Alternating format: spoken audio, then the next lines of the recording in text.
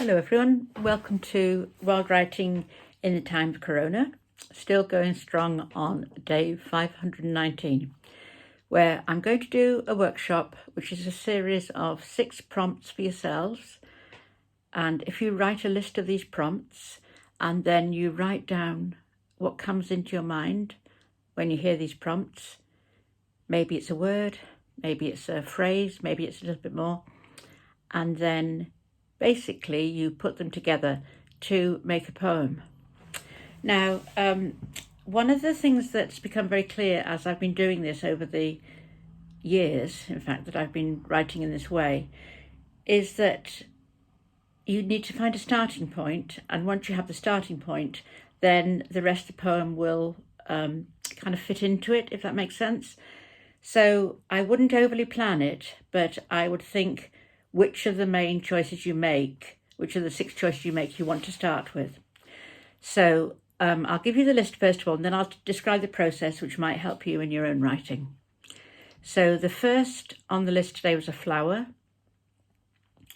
The second was a word or a phrase that had to do with space or a planet. The third was some sort of strange movement, so not a very ordinary movement. The fourth was a sensation. And the fifth was quite a nice one, I thought, which was a favourite scene from a film. So choose a favourite scene of yours from a film. And the last one was a sound. So we have flower, planet or space, have a strange movement, have a sensation, a favourite scene from a film, and then a sound. So the choices I made were, I chose a sunflower for my flower, I chose Mercury as the planet, it just was the first one that came into my head.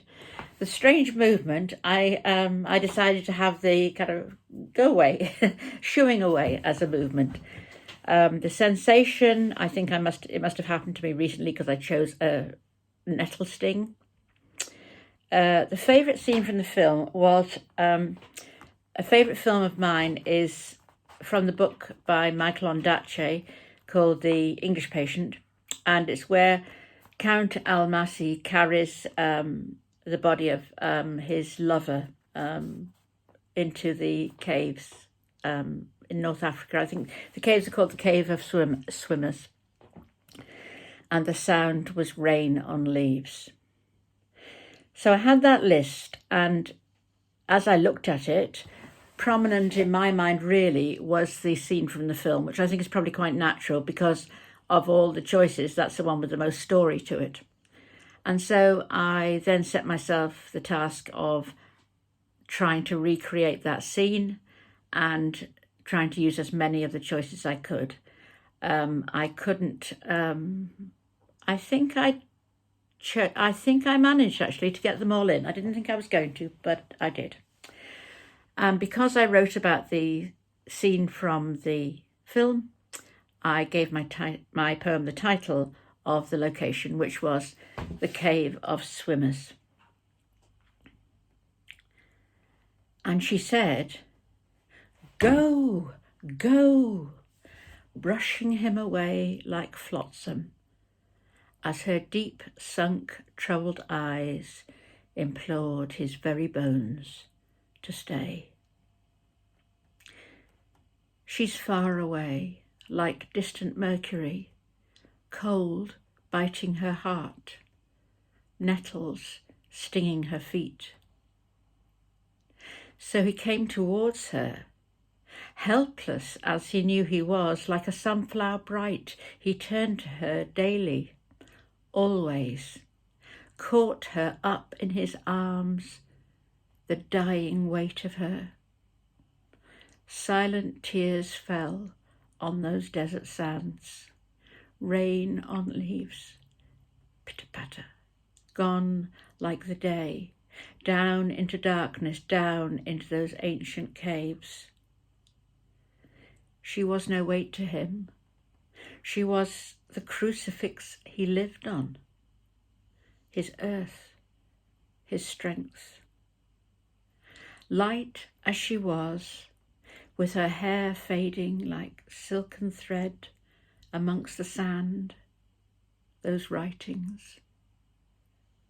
On cold stone he laid her down, lay with her, happy and dead.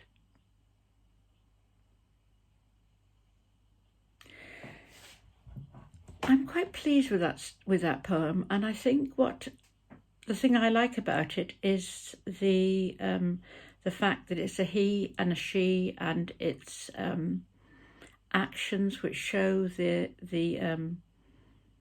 intensity of their relationship, I think. And yeah, so I was quite pleased with my Cave of Swimmers poem. I hope you enjoyed, first of all, listening to this and the poem, and I would very much like to hear from you if you would like to share your writings with me. So I will be back in a couple of days, and until then, I hope you take care and enjoy whatever you are reading or writing. Look after yourselves. Bye-bye.